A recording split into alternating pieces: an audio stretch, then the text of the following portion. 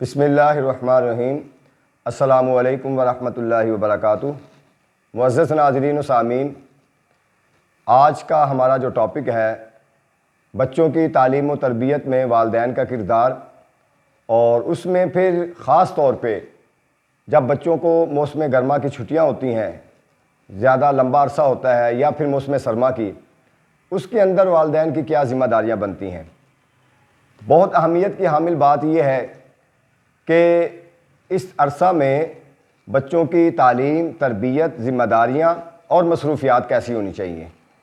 بچہ یہ سمجھتا ہے کہ چھٹیوں میں وہ ہر ذمہ داری سے عہدہ برا ہو چکا ہے، وہ بے شتر محال ہے، اس کے ذمہ کوئی کام نہیں ہے، لہٰذا وہ اپنی مصروفیات کو ترک کر کے پھر کوئی اور مصروفیات کو اپنی زندگی میں لے آتا ہے، جس کی وجہ سے وہ بے راہ روی کا شکار ہو جاتا ہے۔ تو اس میں چند پوائنٹ میں آپ کے گوش گزار کرنا چاہوں گا جو کہ چھٹیوں میں بچوں کی تعلیم اور تربیت کے لیے نہایت اہمیت کے حامل ہیں۔ نمبر 1 کہ بچوں کا ایک ٹائم ٹیبل مقرر کریں، اور یہ کام خاص طور پہ گھریلو خواتین یہ کام کر سکتی ہیں۔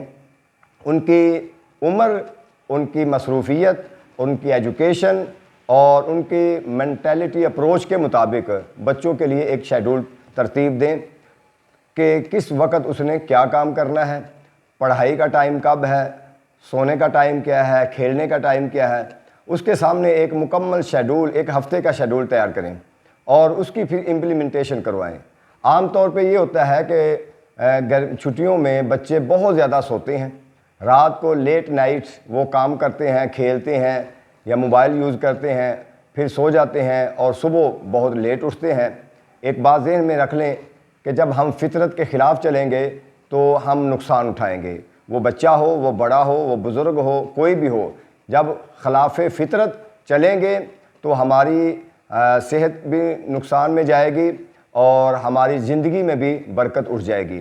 اللہ رب العزت نے رات کو سونے کے لیے بنایا ہے اور دن کو کام کاج کرنے کے لیے بنایا ہے، تو لہٰذا وقت پر سونا چاہیے اور صبح فجر کے وقت اٹھنا چاہیے۔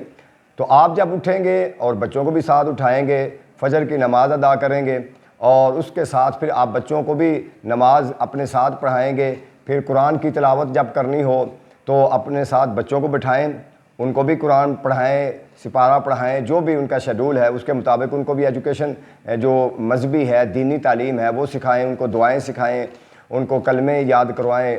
باقی جتنی بھی اس طرح کی ایکٹیویٹیز ہیں اپنے ساتھ بٹھا کر ان کو، کیونکہ عام طور پہ اگر پیرنٹس یہ کام نہیں کریں گے تو بچے کبھی نہیں کریں گے۔ اور اگر ہم یہ سمجھیں گے کہ ہم نماز پڑھیں یا نہ پڑھیں لیکن بچوں کو پڑھنی چاہیے، تو ایسا ممکن نہیں ہوگا۔ آپ پریکٹیکلی خود کریں اور بچوں کو ساتھ ملائیں۔ اپنی گھر کی جو ذمہ داریاں ہیں چھوٹی چھوٹی، خاص طور پہ صبح کو ناشتہ تیار کرنا، اس کے اندر بچوں کو انوالو کریں تاکہ بچہ مصروف رہے۔ جب آپ اس کو بالکل الگ تھلگ چھوڑ دیں گے تو پھر وہ کیا کرے گا کہ وہ نیگیٹو ایکٹیویٹیز میں مصروف ہو جائے گا، موبائل بہت زیادہ یوز کرے گا، اور پھر وہ سمجھے گا کہ میں اب بالکل آزاد ہوں، میں جو چاہوں کروں۔ ناشتہ تیاری میں ان کو اپنے ساتھ شامل کریں اور ہیلدی قسم کا ناشتہ کروائیں۔ اس سے پہلے بلکہ واک میں ان کو اپنے ساتھ لے جائیں، قرآن کی تلاوت کریں، پھر واک کریں، پھر ناشتے کی تیاری کریں، یہ ٹائم اس طرح سپینڈ کریں۔ اس کے بعد پھر آپ ان کی پڑھائی کا شیڈول تیار کریں۔ اور چھٹیوں میں عام طور پہ جو ہے سمر پیک ملتا ہے، چھٹیوں کو کام ملتا ہے، وہ اس کا مقصد یہ ہوتا ہے کہ آپ بچوں کو ڈیلی بیس پہ تھوڑا تھوڑا کام کر کے اپنے پاس بیٹھا کے یہ کام کروائیں۔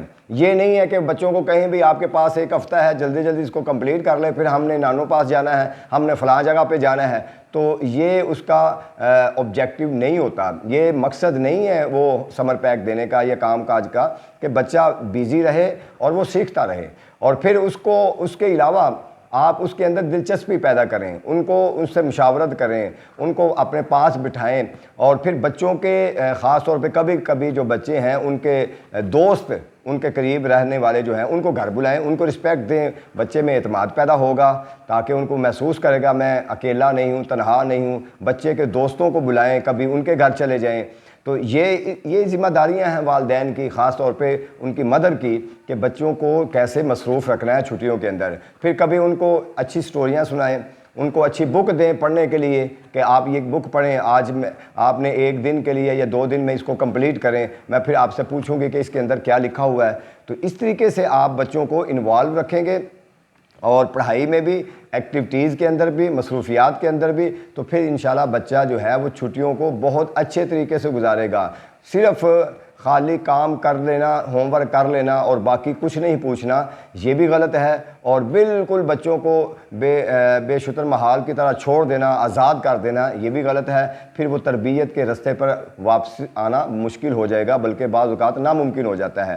جتنا زیادہ بچوں کو مصروف رکھیں گے اور اپنی زیر نگرانی مصروف رکھیں گے، بچہ جو ہے وہ نیگیٹو ایکٹیویٹیز کی طرف نہیں جائے گا۔ ان سے پیار کریں اور ان سے مشاورت کریں، ان سے معاملات طے کریں، شیڈول تیار کریں، جو آپ کی ذمہ داری ہے آپ کریں، جو بچوں کی ذمہ داری ہے ان کے ذمہ داری ان کے لگائیں، پھر ان سے پوچھیں، اور اس طریقے سے آپ پھر کبھی سیر کے لیے بھی آپ جائیں۔ اور ایک چیز ہمیشہ ذہن میں رکھ لیں، جس طرح کا یہ دور گزر رہا ہے، بچوں کو کبھی بھی اکیلے کسی جگہ پہ نہ جانے دیں اور نہ چھوڑ کے آئیں۔ جہاں بھی آپ نے کسی رشتہ دار کے پاس جانا ہے، سیر کرنے کے لیے جانا ہے یا جیسے بھی ہے، آپ ساتھ لے کر جائیں بچوں کو اور ساتھ واپس لے کر آئیں۔